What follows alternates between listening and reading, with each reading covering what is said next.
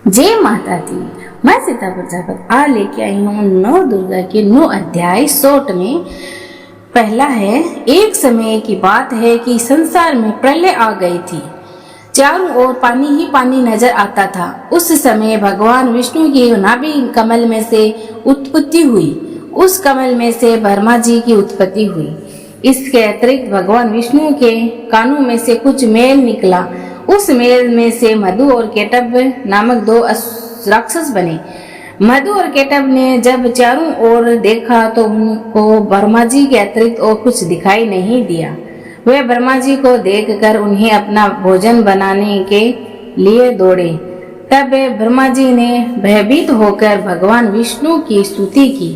ब्रह्मा जी की स्तुति से विष्णु भगवान की नींद खुल गई और उनकी आंख में से निवास करने वाली महामाया लोप हो गई। भगवान विष्णु के जागते ही मधु और केटभ उनमें से युद्ध करने लगे।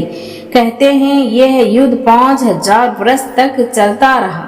अंत में महामाया ने महाकाली का रूप धारण कर उन दोनों राक्षसों की बुद्धि को बदल दिया। वे दोनों असुर भगवान विष्णु से कहने लगे, हम तुमसे युद्ध कौशल से बहुत प्रसन्न हैं। तुम जो चाहे मांग लो। भगवान विष्णु ने कहा कि यदि तुम मुझ से प्रसन्न हो, मुझे यह वरदान दो कि दैत्यों का नाश हो। उन्होंने तथास्तु कह दिया। इसी प्रकार महाबली दैत्य का नाश हो गया। दूसरा अध्याय। प्राचीन काल में महाअसुर नामक एक दैत्य था। उसने भी समस्त राजाओं को हराकर पृथ्वी और पाताल पर अधिकार कर लिया। स्वर्ग पर अधिकार करने के लिए उसने देवताओं पर चढ़ाई करनी दी। देवताओं ने अपनी रक्षा के लिए भगवान विष्णु और भगवान शंकर की स्तुति की। उन्हीं की स्तुति से भगवान शंकर और भगवान विष्णु जी प्रसन्न हो गए। उन्हीं के शरीर में से एक तेज कुंज निकला जिससे महालक्ष्मी का रूप धारण कर लिया। इन्हीं लक्ष्मी ने महिषासुर दैत्य को युद्ध में पराजित कर देवताओं के कष्टों को दूर किया। तीसरा अध्याय। एक समय की बात है कि शुंभ और निशुंभ नामक 2 राक्षस इस संसार में पैदा हुए। वे इतने बलशाली थे कि पृथ्वी एवं पाताल के सब राजा उनसे हार गए। अब उन्होंने स्वर्ग पर चढ़ाई कर दी। देवताओं ने भगवान विष्णु की स्तुति की। उन्हीं की स्तुति करने पर विष्णु जी के शरीर में से एक ज्योति प्रकट हुई। चामुंडा थी वह बहुत ही रूपवान थी। उन्हीं के रूप पर मधु होकर शुंभ निशुंभ ने सुग्रीव नामक का दूत को देवी के पास भेजा कि वह हम दोनों में से किसी एक के साथ शादी कर ले। उस दूत को देवी ने वापस भेज दिया कि जो मुझे युद्ध में परास्त करेगा उसी के साथ मैं शादी करूंगी। उन्हें दोनों ने पहले युद्ध के लिए अपने सेनापति धूम्राक्षस को आक्रमण के लिए भेजा। धूम्राक्षस सेना सहित मारा गया। इसी के बाद चंडमुंड लड़ने आए। चंडमुंड भी देवी द्वारा मारे गए। अब रक्त बीज लड़ने आया। उसके शरीर से रक्त की बूंदें जमीन पर गिरने से एक वीर पैदा हो जाता था। इसी पर देवी ने रक्त बीज के शरीर से निकलने खून को अपने खप्पर में रख लिया और पी लिया। इसी प्रकार रक्त बीज भी मारा गया। अंत में शुंभ निशुंभ लड़ने आए और देवी के हाथ मारे गए। तभी देवता दैत्य की मृत्यु से बहुत खुशियां मनाई। चौथा अध्याय। योग माया। कंस ने वासुदेव देवकी के 6 पुत्र का वध कर दिया, जो 7वें गर्भ के रूप में शेषनाग के अवतार में बलराम जी आए और रोहिणी के गर्भ से सनातनृत होकर प्रकट हो 8वें गर्भ से श्री कृष्ण भगवान आए। उसी समय गोकुल में यशोदा जी के गर्भ से योग माया का जन्म हुआ। वासुदेव जी कृष्ण को गोकुल छोड़ आए और बदले में योग माया को वहां से ले आए। जब कंस ने कन्या रूपी योग माया को पटक कर मारना चाहा तो वह उसने हाथ से छूटकर आकाश में चली गई और देवी का रूप धारण कर लिया।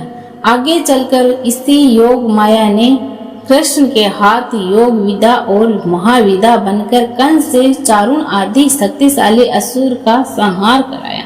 रक्त दंतिका। एक बार 5वां अध्याय। एक बार प्रचित्त नामक के असुर ने बहुत से कुकर्म करके पृथ्वीवासियों और देवलोक में देवताओं का जीवन धूल भर कर दिया। देवताओं और पृथ्वीवासियों ने प्रार्थना की दुर्गा जी देवी की। रक्तदंतिका नाम से अवतार लिया। देवी ने विप्रचित नाम आदि असुरों का रक्तपात करके मान मर्दन कर डाला। देवी के रक्तपान करने के कारण इनका नाम रक्तदंतिका पड़ा। 6वां अध्याय। सुकंबरी देवी। एक समय की बात है कि पृथ्वी पर सूखा पड़ गया। 100 वर्ष तक वर्षा नहीं हुई। चारों ओर सूखे के कारण हाहाकार मच गया। वनस्पति सूख गई। उसी समय वर्षा के लिए मुनियों ने मिलकर भगवती देवी की उपासना की। तब माँ जगदम्बा ने पृथ्वी पर शाकंभरी नाम से स्त्री रूप में अवतार लिया और उन्हीं के कृपा से पृथ्वी पर जल की वर्षा हुई। इसी पृथ्वी के समस्त जीव जंतु और वनस्पतियां को जीवन दान मिला। 7वां अध्याय। श्री दुर्गा देवी। एक बार दुर्गम नामक के राक्षस के अत्याचारों से पृथ्वीवासी, पाताल निवासी एवं देवताओं में हाहाकार मच गया। ऐसी विपत्ति के समय में भगवान की शक्ति दुर्गा ने अवतार लिया। दुर्गा ने दुर्गम राक्षस का संहार करके पृथ्वी के रहने वाले तथा देवताओं को इस विपत्ति से छुटकारा दिलाया। दुर्गम राक्षस को मारने के कारण ही तीनों लोकों में इन्हीं का नाम दुर्गा देवी प्रसिद्ध हो गया। 8वां अध्याय। भ्रामरी। एक बार अरुण नामक के असुर के अत्याचार इतने बढ़ गए कि वह स्वर्ग में रहने वाली देवी पत्नियों के सतीत्व को नष्ट करने की कुचेष्टा करने लगा।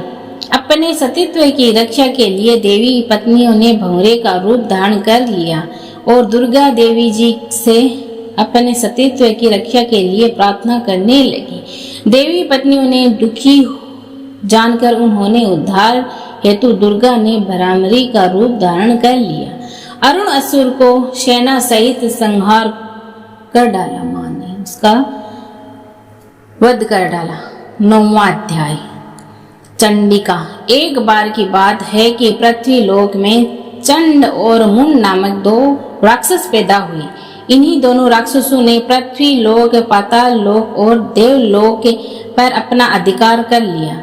इसी पर देवताओं ने दुखी होकर मातक शक्ति देवी का स्मरण किया। देवताओं की स्तुति से प्रसन्न होकर देवी ने चंड मुंड राक्षसों का विनाश कर दिया। चंड का रूप में अवतार लिया। चंड मुंड को मारकर संसार को दुख दूर किया मां चंडिका ने, इसीलिए इनका नाम चंडिका हो गया। बोलो मां कालका मां की जय हो।